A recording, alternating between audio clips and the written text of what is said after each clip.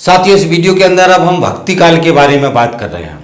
साथियों, अब हम भक्ति काल की जो थ्योरी है उसको साथी शुरू करते हैं। साथियों, इसकी जो भक्ति काल की थ्योरी का बेसिक एक समझना कॉन्सेप्ट है कि हिंदू धर्म क्या है, जो धारण करने योग्य है। धर्म हमेशा एक अच्छी चीज को कहा गया, जो धारण करने योग्य वो धर्म है। अब धर्म के अंदर ये कहा गया था, यहाँ पे इस समय बहुत सारी जो भक्ति काल है वो इसलिए प्रारंभ हुआ कि धर्म के अंदर बहुत सारी विकृतियां आ गई थी, धर्म के अंदर बहुत सारी गड़बड़ियां आ गई थी, कुरीतियां आ गई थी। उनको सुधारने के लिए, उनको सही करने के लिए भक्ति काल की शुरुआत की गई। और दूसरा ये कहा गया कि भक्ति काल में ये कहा गया, जैसे हिंदू धर्म का परम लक्ष्य क्या है, ये बहुत ही मुख्य बात है जिसको ध्यान रखना। हिंदू धर्म का जो मुख्य लक्ष्य मोक्ष की प्राप्ति, तो मोक्ष की प्राप्ति के अलग अलग दर्शन भी हैं 6, जो अलग अलग तरीके से मोक्ष की प्राप्ति का बात करते हैं। उसके बाद में साथियों, मोक्ष की प्राप्ति का जो दूसरा रूप था वो भक्ति काल था। भक्ति से मोक्ष की प्राप्ति, ये कहा गया कि भक्ति से मोक्ष की प्राप्ति होगी। मनुष्य को यदि मोक्ष की प्राप्ति करना है तो उसको भक्ति करना है। भक्ति किसकी करना है? जो अलग अलग है, जो जैसे जो सगुण वाले हैं वो सगुण की भक्ति की बात कर रहे हैं, निर्गुण वाले हैं वो निर्गुण की भक्ति की बात कर रहे हैं, तो भक्ति करना है। तो ये एक अवधारणा थी जिसको लोगों के दिमाग में संतों ने डाला कि हिंदू धर्म के लोग भक्ति से मोक्ष को प्राप्त कर सकते हैं। तो साथ ये बेसिक थ्योरी है जिसको हमको ध्यान रखना है, ये बहुत ही महत्वपूर्ण बात है। अब मोक्ष को पाने के 3 रास्ते बताए गए थे, एक कर्म, दूसरा ज्ञान और तीसरी भक्ति। हमको कर्म क्या करना है, हमें ज्ञान क्या होना चाहिए, और उसके लिए हमको भक्ति करना है। तो ये 3 रास्ते बनाए गए। यहाँ से हिंदू धर्म का जो ब्राह्मणवादी दर्शन था, हिंदू धर्म बोल रहा हूँ मैं, हिंदू धर्म उस समय हिंदू धर्म नाम नहीं था, ये मैं बार बार बीच बीच में याद दिलाता जा रहा हूँ आपको। तो जो ब्राह्मणवादी दर्शन था उस दर्शन के यहाँ से एक पूरा चेंज हुआ, एक युग बदला, ऐसे समझना है। यहाँ से पूरी बेसिक थ्योरी बदली है, जिस थ्योरी को यहाँ से कहा गया है कि मोक्ष की प्राप्ति के लिए 3 चीजें करना है, कर्म, ज्ञान और भक्ति। ये इसकी बेसिक थ्योरी बनाई गई। अब ईश्वर की भक्ति का क्या मतलब है? भक्ति का मतलब है ईश्वर की भक्ति। ईश्वर की भक्ति का मतलब है कि ईश्वर को अपने के सामने अपने आप को समर्पित करना, ईश्वर के सामने अपने आप का समर्पण करना। तो ये ईश्वर भक्ति है। तो ईश्वर भक्ति क्या है? जो इसके 2 स्वरूप बताए गए, जो शंकर ने अपनी थ्योरी में बताया था, सगुण और निर्गुण। सगुण का मतलब है जो रूप हैं उनको सगुण ब्रह्मा कहा गया था। ब्रह्मा के रूप में था कि सगुण और ब्रह्मा और निर्गुण ब्रह्मा। तो जो सगुण कौन से हैं? सगुण रूप वो है जो रूप है, जैसे राम है, कृष्ण है, इस तरीके से अवतार में जो व्यक्ति के रूप में है, ये सगुण रूप हैं। और निर्गुण रूप कौन से हैं? जो निर्गुण रूप वो है जो एक ईश्वर का रूप है, मगर वो आकार में नहीं है, व्यक्ति के रूप में नहीं है। एक ताकत है, एक शक्ति है जिसको ईश्वर मान लिया, उस ताकत की शक्ति की उपासना, ये निर्गुण है, जिसको शंकर ने अपने वाली थ्योरी में निर्गुण ब्रह्मा कहा है। तो ये सगुण और निर्गुण की थ्योरी में ये 2 तरीके के रास्ते, भक्ति काल के अंदर भी 2 तरीके के रास्ते बने। तो हमारे यहाँ क्या हो गया? सगुण भक्ति और निर्गुण भक्ति, 2 धारा बनी। अब हमारे यहाँ जो सगुण भक्ति थी उसकी भी 2 धाराएं बनी। सगुण भक्ति में 2 धारा क्या बनी? एक रामाश्रय और कृष्णाश्रय, मतलब राम की भक्ति और कृष्ण की भक्ति। अब इसकी 2 धारा बनी, किसमें? सगुण में। अब राम की जो भक्ति थी उसकी धाराएं अलग बनी, कृष्ण की जो भक्ति थी उसकी धाराएं अलग बनी। जैसे रामाश्रय में जो प्रमुख 2 हैं, जिसमें रामानंद हैं, तुलसीदास हैं, जिन्होंने रामचरितमानस को लिखा। तो राम की भक्ति वाले जितने थे वो रामाश्रय कहलाए। और जैसे कृष्ण की भक्ति में चैतन्य महाप्रभु नाम आता है, एक मीराबाई, सूरदास, ये जो है जो कृष्ण की भक्ति कर रहे थे, तो ये जो है कहलाए कृष्णाश्रय, ये 2 इसमें कहलाए। और दूसरा जो था, जो निर्गुण भक्ति थी, निर्गुण भक्ति के जो जो संत थे वो थे कबीर, गुरु नानक, रैदास। ये तीन बड़े संत हैं जिनके, और भी बहुत सारे संत थे, मैं प्रमुख प्रमुख लोगों के नाम ले रहा हूँ। भक्ति काल की दो धाराएं इस तरीके से चली साथियों, यहाँ से ये शुरुआत हुई। भक्ति आंदोलन की शुरुआत कैसे हुई? तो जैसे मैंने बताया कि शंकराचार्य थे, जो शंकर थे, उनकी थ्योरी के बाद ये शुरू हुई। शंकराचार्य का जो जीवन था 788 से 822, 788 में पैदा हुए, 822 में इनकी मृत्यु हुई। तो इस बीच में इन्होंने पूरी थ्योरी को बनाया था और इसी थ्योरी के साथ में ये यहाँ से शुरुआत हुई। इसके बाद साथियों जैसे मैंने बताया कि दो इसमें वर्ग थे, शैव और वैष्णव। तो इसके दो ग्रुप बन गए। ग्रुप कौन से बने? आलवारों और नायनारों, दो ग्रुप बने। एक आलवारों कहा जिनको, और एक नायनारों कहा। आलवारों जो थे ये विष्णु के भक्त थे, जो विष्णु वाला जो कॉन्सेप्ट था उसके भक्त थे, और जो नायनार थे ये शिव के भक्त थे, शंकर जी के भक्त थे। तो इस तरीके से भक्ति काल में दो धाराएं अलग अलग तरीके से बनी, शिव और वैष्णव, और दोनों तरीके से अलग अलग संत बने, और दो धाराओं में अलग अलग दो ग्रुप ने इस भक्ति आंदोलन का प्रचार प्रसार शुरू किया। जो ये आलवार संत थे इसमें 12 संत कहे गए, 12 बड़े प्रमुख संत कहे गए, जिन्होंने जो हुए इसमें, और इन्होंने बहुत सारे ग्रंथों की रचना की। ये ध्यान रखना है साथ में कि ये भक्ति आंदोलन में भक्ति का जो प्रमुख मार्ग था उसमें साहित्य बहुत बड़ा वो था। साहित्य को बनाना, साहित्य को लिखना, साहित्य को पैदा करना, साहित्य से लोगों के बीच में ले जाना, समझाना, बताना, और भी बहुत सारे रास्ते हो गए। मगर हर जो इसका भक्त था, हर जो इसके लेखक थे, हर जो इसके जो चलाने वाले थे, वो उन्होंने ग्रंथ लिखे बहुत सारे। और ग्रंथों के अंदर फिर जैसे जो शिव के भक्त थे उन्होंने शिव के बारे में लिखा, और जो विष्णु के भक्त थे उन्होंने विष्णु के बारे में लिखा। यहीं से संप्रदाय अलग अलग हुए थे। जो तो इसके 12 संत कहे गए, जो आलवार वाला था, और 12 संतों ने जो रचनाएं की जिसमें प्रमुख नाम है, एक नम्बलवार थे जिन्होंने चतुर्वेद की रचना की, एक मधुर कवि थे भंडाल, कुलशेखर, ठीक है। इसमें एक फीमेल महिला भी थी। इन कवियों में ये पहला था, ये जो इनका ये थे ग्रुप था, इसमें भक्ति के जो ये संत थे इसमें एक महिला भी थी। उसके अलावा जो नायनार थे, नायनार के 63 संत थे, 63, जिसके में प्रमुख शंकर ही थे। शंकर ने शुरुआत की, क्योंकि शंकर ने जो शंकर थे वो शिव के भक्त थे, इसलिए उन्होंने 4 ये बनाए थे मठ, और उसके अलावा 12 ज्योतिर्लिंग जो मैं आपको बता चुका हूँ। तो शुरुआत यहीं से हुई। और शंकराचार्य जो थे, शंकर थे, इन्होंने जो है नायनार जो ग्रुप था उसकी शुरुआत इन्होंने, ये शुरुआती संत थे उसके बाद से 63 संत इसमें पैदा हुए, जिन्होंने शिव भक्ति को लेकर के सारी प्रचार प्रसार किया। और उसके साथ में उन्होंने बहुत सारे ग्रंथ लिखे, बहुत सारी रचना लिखी, बहुत सारे काव्य लिखे, बहुत सारे भाष्य लिखे।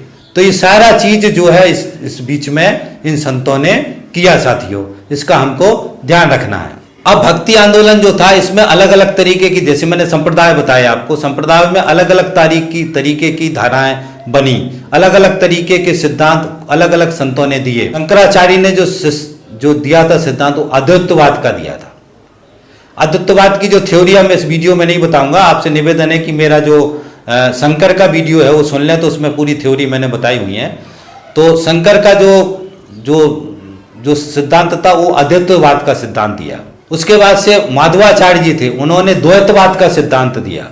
उसके बाद से निम्बिकाचार्य जी थे, इन्होंने द्वैतवाद का सिद्धांत दिया। उसके बाद वल्लभाचार्य हुए जिन्होंने शुद्धाद्वैतवाद का सिद्धांत दिया। उसके बाद रामानुजाचार्य हुए जिन्होंने विशिष्ट द्वैतवाद का सिद्धांत दिया। तो ये अलग अलग तरीके से इतने सारे संप्रदाय बने, और इन संप्रदायों के हिसाब से इन्होंने शिव के और विष्णु के रूपों को अलग अलग तरीके से थ्योरी से मानना शुरू किया। तो हमारे जो ये सनातन जो धर्म कहते हैं, जिसको आज हिंदू धर्म हम कहते हैं, इसके अंदर इतने सारे सिद्धांतों के आधार पर अलग अलग तरीके के संप्रदाय बने, और संप्रदायों के अंदर अलग अलग तरीके की भक्ति, अलग अलग तरीके का सिस्टम, अलग अलग तरीके का कल्चर, अलग अलग तरीके की भिन्नता। इसलिए साउथ में आप देखेंगे, साउथ के जो हिंदू हैं, जो अलग अलग संप्रदाय हैं, आज भी साउथ में ये संप्रदाय अच्छी तरीके से हैं, और इन संप्रदायों के अंदर उनकी सारी पूरी परंपरा, कल्चर पूरा अलग अलग है। तो यहाँ से ये सारे अलग अलग सिद्धांत, अलग अलग संप्रदायों की शुरुआत भक्ति काल के जो आंदोलन है उससे निकल करके ये सिद्धांत साथी निकले। ये बहुत ही प्रमुख हैं, जिनको याद रखना है, क्योंकि ये बुनियाद हैं इस भक्ति काल के आंदोलन की, जिस भक्ति काल के आंदोलन से ये जो है निकला। इस बात को हमको अच्छी तरीके से ध्यान रखना है साथी। अब साथी इनके जो प्रमुख संत हैं उनके बारे में बात कर लेते हैं। शंकराचार्य जो थे उनके बारे में मैं आपको बता चुका हूं, मैं दोबारा उनके बारे में बात नहीं कर रहा हूं। उसके अलावा रामानुजाचार्य जो थे, इनका जन्म जो है आंध्र प्रदेश में हुआ था, और सगुण भक्ति के विशिष्ट द्वैतवाद का जो सिद्धांत है वो इन्होंने जनरेट किया था। निम्बिकाचार्य थे, इसको सनक संप्रदाय भी कहते हैं, जिन्होंने देवता द्वैतवाद का सिद्धांत दिया, वो 13वीं शताब्दी में हुए थे।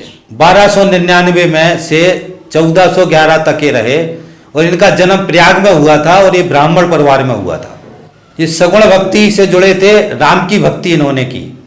राम की भक्ति से जुड़ने के साथ ही इन्होंने राम के बारे में बहुत सारे ग्रंथ लिखे, बहुत सारी चीजें लिखे, बहुत सारे लेख लिखे, और इसको भक्ति को, राम की भक्ति को पूरे इस वाले हिस्से में जो उत्तर भारत है इसमें इन्होंने फैलाने का काम किया और अपने शिष्य बनाए। और इन्होंने, रामानंद ने एक सबसे बड़ा काम किया था जो उत्तर भारत में, क्योंकि जाति व्यवस्था, वर्ण व्यवस्था बहुत ताकतवर थी। ब्राह्मणवादी दर्शन के अंदर वर्ण व्यवस्था सबसे ताकतवर, जिसमें शूद्रों को किसी भी तरीके का संत बनने का, पढ़ने का अधिकार नहीं था। तो इन्होंने, रामानंद ने क्या किया, इन्होंने कहा कि हम सगुण भक्ति के अंदर इन्होंने 12 संत बनाए, और 12 संतों में 12 अलग अलग संप्रदायों से, अलग अलग जातियों से एक एक संत बनाया, हर जाति से, और उसके अलावा एक महिला को भी संत बनाया। तो इन्होंने जो महिला का भेद था, जो शूद्र का भेद था, जातियों का भेद था, उसको नकारा, जाति व्यवस्था का जो भेद था उसको नकारा, और इन्होंने 12 लोगों को संत बनाया रामानंद ने। तो ये उस समय की व्यवस्था को, उस कुरीति को, जो जाति व्यवस्था की जड़ थी, उसके सुधार के लिए इन्होंने सभी धर्म के जो सभी जातियों के लोग थे, सभी को ये कहा कि सब लोग संत बने, और सभी लोग संत बन के राम की भक्ति करें।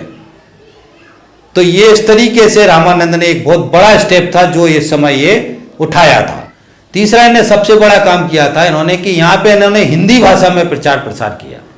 ये भी हमको समझना है साथियों कि ये वो समय था 1200-1300 आसपास में, कि वहाँ से जो संस्कृत थी, संस्कृत से ज़्यादा प्रचलित हिंदी हो गई थी।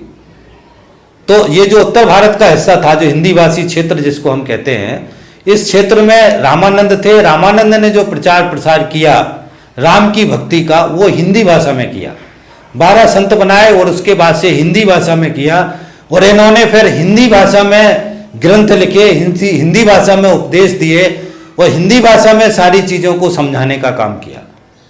तो ये बहुत बड़ा काम था यहाँ से, जो राम भक्ति का और राम का जो है सगुण भक्ति जो धारा था, वो ये पूरे क्षेत्र में रामानंद ने इसको फैलाया। बहुत ही महत्वपूर्ण बात है जिसको हमको ध्यान रखने की जरूरत है। अब हम कबीर के बारे में बात करते हैं। 1440 में हुआ था और इनका मृत्यु 1510 में हुई थी, और इनका जन्म वाराणसी में हुआ था, उत्तर प्रदेश में। कबीर जो है निर्गुण भक्ति से जुड़े हुए थे। निर्गुण मतलब वो सब पे अपनी बात रखते थे। वो राम की भक्ति, वो किसने की भक्ति नहीं थी, वो निर्गुण, वो ईश्वर के उस रूप की भक्ति करते थे जो कोई रूप व्यक्ति के रूप में नहीं था।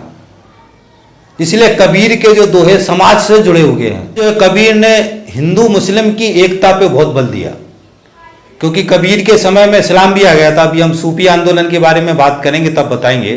तो कबीर ने हिंदू मुस्लिम की एकता के बारे में काफी कोशिश किया, और इन्होंने जो अपने दोहे लिखे थे वो सारे जो समाज से जुड़े हुए, इन्होंने कहा कि ये आंदोलन भक्ति है, समाज सुधार को, समाज को हम दोहों से, चौपाइयों से, इससे बोल के हम उन सारे मुद्दों को उठा सकते हैं, समाज सुधार का काम कर सकते हैं, समाज की बुराइयों को, लोगों को समझा सकते हैं, बुराइयों को खत्म कहने से दोहे के माध्यम से कह सकते हैं। तो ये इन्होंने, कबीर ने बहुत सारे दोहे कहे, और जो दोहे कहे उनको उन्होंने बीजक नामक एक पुस्तक बनाई जिसमें उसको संकलित किया, सारे दोहों को उसके अंदर लिखा। तो उस बीजक को जो उनके शिष्य हुए, जिन्होंने बीजक नामक जो पुस्तक थी उसको फॉलो किया, वो कबीर पंथी कहलाए। तो यहां से कबीर पंथी जो धारा निकली, कबीर पंथी कौन है? जो बीजक को मानते हैं। तो ये कबीर थे जिनने बहुत बड़ा योगदान रहा था समाज सुधार के रूप में, इनको हम जानते हैं। कबीर के दोहे आज भी प्रचलित हैं, हम पढ़ते हैं। तो ये कबीर थे जिन्होंने निर्गुण भक्ति से समाज सुधार करने का काम किया। दादू दयाल, कमाल, कमाली, कमाल जो है इनके कबीर के पुत्र थे, कमाली जो है उनकी पुत्री थी। तो ये पूरी कबीर पंथी एक परंपरा थी जो आगे तक चली साथियों। बहुत सारे शिष्य हुए इनके, फिर उनके शिष्य हुए। इस तरीके से कबीर पंथी, आज भी कबीर पंथी जो ग्रुप हैं वो अलग अलग संप्रदायों के सबके ग्रुप आज भी हैं। तो जो कबीर पंथी संप्रदाय है वो यहाँ से चालू हुआ। मीराबाई, मीराबाई का नाम कृष्ण भक्ति के इसमें आता है, और मीराबाई जो है रैदास की शिष्य थी। मीराबाई जो है रतन सिंह, राजा रतन सिंह की पुत्री थी, और इनका जो है, इसका जो विवाह हुआ था वो राणा सांगा जो था, राणा सांगा का जो पुत्र था जिसका नाम था भोजराज, उसके साथ इसकी शादी हुई थी मीराबाई की। कुछ ही समय में राजा भोजराज की मृत्यु हो गई। मृत्यु होने के बाद से जो मीराबाई थी उसको सती करने की कोशिश किया गया। तो ये सती नहीं हुई, और साथ में इसने अपने श्रृंगार को नहीं हटाया, और ये कहा कि मैं कृष्ण की भक्ति करती हूँ। उसके बाद से उसने कृष्ण को अपना पति मान लिया, और कृष्ण को पति मानने के बाद से कृष्ण की भक्ति में लग गई। तो कृष्ण की भक्ति, फिर ये मथुरा भी गई, और ये सारा ये पूरा एक बड़ा कॉन्सेप्ट जो मीराबाई के साथ जुड़ा, उन्होंने अपना जीवन पूरा इसी में लगाया, कृष्ण की भक्ति में। तो ये मीराबाई का इतिहास है साथी। मीराबाई का जन्म 1498 में हुआ था, 1573 में इनकी मृत्यु हुई थी। अब बात करते हैं साथी तुलसीदास। तुलसीदास का जन्म 1532 में हुआ था, और इनकी मृत्यु 1623 में हुई थी। तुलसीदास जो है ये राम भक्ति के थे, रामाश्रयी ग्रुप के थे, और राम की भक्ति के वाले ग्रुप में ये शामिल थे। तो इन्होंने राम की भक्ति की। राम की भक्ति के ऊपर इन्होंने बहुत सारे ग्रंथ लिखे, जिन ग्रंथों के अंदर जो है इन्होंने अलग अलग तरीके से, उसी ग्रंथों का एक हिस्सा है रामचरितमानस, जो पुरानी वाल्मीकि रामायण थी जिसको कहा जाता था, जो संस्कृत में थी कहा जाता था।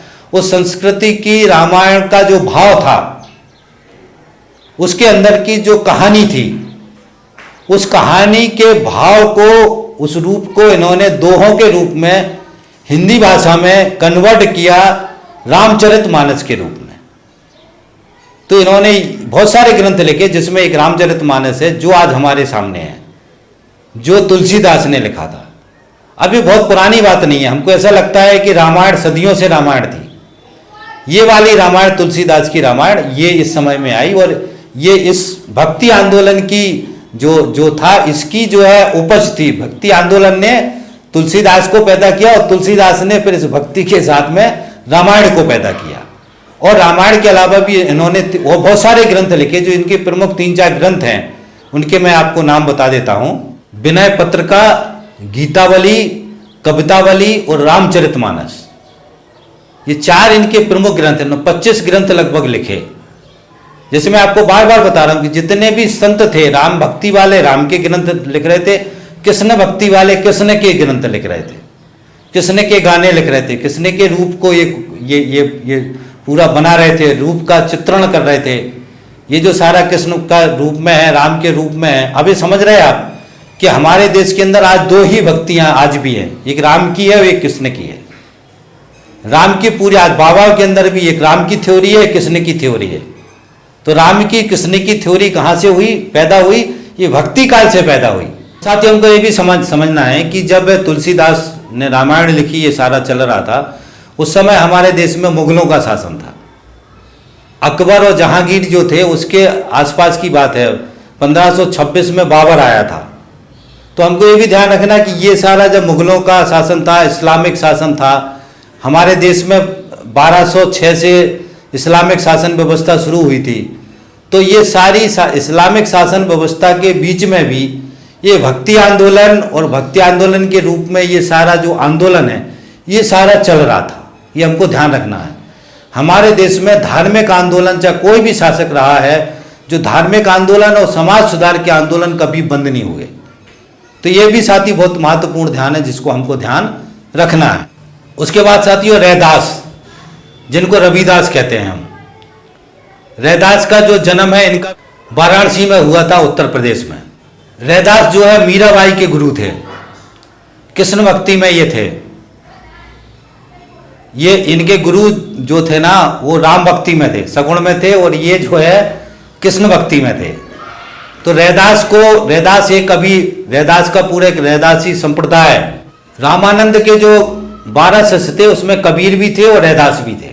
कबीर जो है निर्गुण भक्ति में थे और रैदास जो है सगुण भक्ति में थे। सगुण भक्ति में भी किसकी भक्ति कर रहे थे? वो कृष्ण की भक्ति कर रहे थे। तो ये ध्यान रखना हमको, ये अलग अलग जो संत हैं इन्होंने अलग अलग तरीके से बहुत सारे ग्रंथों की और अपनी धाराओं की रचना की। तो रैदास भी एक बहुत ही महत्वपूर्ण नाम है जो हमें इतिहास में मिलता है। उसके अलावा साथी वो एक बहुत ही महत्वपूर्ण नाम है गुरु नानक। गुरु नानक भी जो है ये जो भक्ति आंदोलन था इससे जुड़े हुए थे, और गुरु नानक जो है जो निर्गुण भक्ति है, निर्गुण भक्ति को उन्होंने अपनाया था। उनका जन्म 1469 में हुआ था और उनका मृत्यु 1538 में हुआ। तो गुरु नानक जो थे उन्होंने पूरे देश का भ्रमण किया, और पूरे देश का भ्रमण करने के बाद से फिर सिख धर्म का स्थापना किया। और सिख धर्म के अंदर भी कोई ईश्वर नहीं है, कोई भगवान नहीं है, मतलब वैसा कोई मूर्ति का रूप नहीं है। तो ये जो है जो ये भक्ति का आंदोलन था उसी से निकले थे गुरु नानक जी। और गुरु नानक ने फिर जो है ये एक सिद्धांत सिख धर्म की स्थापना की। हम सिख धर्म का अलग से एक वीडियो बनाएंगे जिसमें आपको इस सिख धर्म के जो सिद्धांत है उसके बारे में बताएंगे। फिर इनके अलग अलग 10 गुरु हुए जिन्होंने उसको और भी अच्छी रूप में बनाया, और एक सिख धर्म हमारे सामने है। तो ये गुरु नानक भी इस भक्ति का जो धारा है उसी से निकले थे। इनका जन्म जो है पाकिस्तान में तलवंडी जगह है, वहां पे वो जिनको अभी ननकाना साहब कहते हैं, और इनकी मृत्यु जो है करतारपुर में हुई थी। और इनका जो धर्म था वो एकेश्वरवाद पे के सिद्धांत पे इन्होंने सिख धर्म की स्थापना की थी। इनका नाम आता है चैतन्य महाप्रभु। ये सगुण भक्ति के धारा में थे और ये कृष्ण की भक्ति करते थे। चैतन्य महाप्रभु जगन्नाथपुरी में ये रहे हैं, और इन्होंने मुख्य रूप से जो सबसे जो कीर्तन है, कृष्ण की कीर्तन है, भजन है, जो हम भजन कीर्तन आज गाते हैं, उसका इजाद जो है चैतन्य महाप्रभु ने किया था। उसके बाद से कृष्ण की भक्ति के भजन और कृष्ण की भक्ति के गीत, जो ये पूरी जो है गोपी और किशन, ये पूरा कॉन्सेप्ट है गीत वाला, ये सारा जो है गीतों का भजनों का जो है जो इजाद है वो चैतन्य महाप्रभु ने किया था। तो यहाँ से फिर कृष्ण भक्ति में भजनों का और गीतों का गाना शुरू हो गया।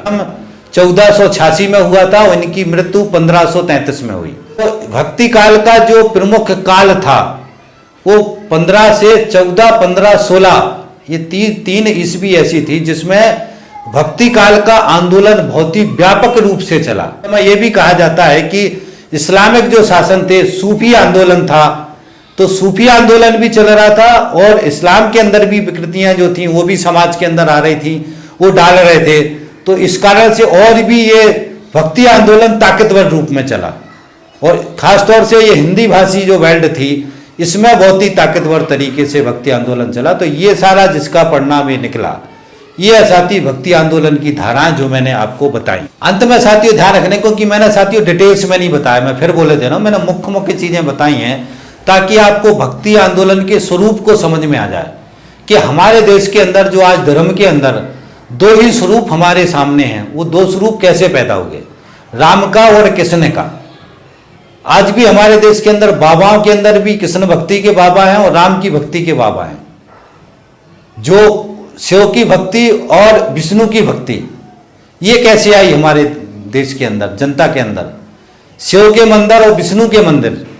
अब इसमें जो अलग अलग तरीके से राजा भी जिस धारा में जाता था, अगर वो शिव भक्ति की धारा में जाता था तो शिव मंदिर बनवाता था, विष्णु की धारा में जाता था तो वो विष्णु मंदिर बनवाता था। तो ये कृष्ण की भक्ति और राम की भक्ति ये कैसे हमारे देश में आई, किस तरीके से इसका स्वरूप आया, ये साथी बहुत पुरानी बात नहीं है। ये 1400-1500 से इस स्वरूप को बहुत ही हमारे उत्तर भारत में ये शुरू हुआ और ये जो संत हुए, संतों ने इसका प्रचार प्रसार किया, ग्रंथ बनाए, रामायण का नया रूप आया, फिर रामायण को पढ़ने के लिए बोला गया, रामायण को एक राम की भक्ति के रूप में कहा गया कि आप रामायण पढ़ें, रामायण पढ़ने का कॉन्सेप्ट आया, पुराण में भागवत कथा सुनाने का कॉन्सेप्ट आया। जो पुराण थे, पुराण किसमें थे, कृष्ण भक्ति वाला जो पार्ट था, जो इसमें जो है कृष्ण के बारे में जो बताते थे, तो ये सारा जो है ये एक एक करके कॉन्सेप्ट हुआ।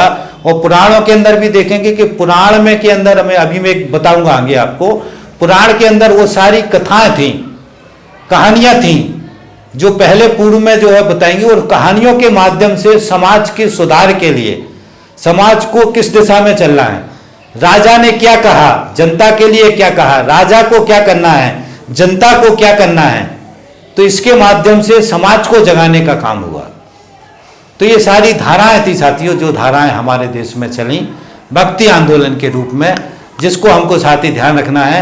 अब हम इसको अंग्रेजों के आने के बाद से फिर हिंदू और मुसलमान धर्म का अलग स्वरूप बदला, बाकी जो ये भक्ति आंदोलन था ये आगे चला, आज भी ये भक्ति आंदोलन है हमारे जिस रूप में है, और सूफी आंदोलन भी जिस रूप में चला था वो आज भी हमारे देश के अंदर है। तो ये भक्ति आंदोलन का वीडियो मैं यहीं खत्म करता हूँ साथियों, और आपसे अपील करता हूँ, ये वीडियो थोड़ा बड़ा हो गया, आपने सुना यहाँ तक, आपको धन्यवाद। आपसे अपील करता हूँ कि आप हमारे जो इसकी सीरीज है, दर्शन की सीरीज है, इसको जरूर सुने, सारे वीडियो को सुने ध्यान से, ताकि सारी जानकारी आपको हो सके। ये हमारे इतिहास का बहुत ही महत्वपूर्ण पहलू है, हमारे इतिहास की विकास की प्रक्रिया का बहुत महत्वपूर्ण पहलू है। खासतौर से हिंदू धर्म के एक युग परिवर्तन हुआ, जो उस युग परिवर्तन को इस भक्ति काल से ने इस नया एक स्वरूप दिया, धर्म के स्वरूप को। तो ये भी हमको साथी इसको हमको समझना है, जिसको हमने भक्ति काल में समझा साथी। अब इसको हम यहीं खत्म करते हैं, और आपसे अपील करता हूं कि हमारी दर्शन की सीरीज को सुने। हमारा चैनल सब्सक्राइब नहीं किया हो तो उसको सब्सक्राइब कर लें, और हमारे ये वीडियो को शेयर करवाने में सहयोग करें। इसी निवेदन के साथ मैं अपनी बात खत्म करता हूं। अगले वीडियो में हम सूफी आंदोलन के बारे में बात करेंगे, जो इस्लाम धर्म से जुड़ा हुआ है। तो साथी थैंक यू साथी, धन्यवाद, थैंक्स, मिलते हैं।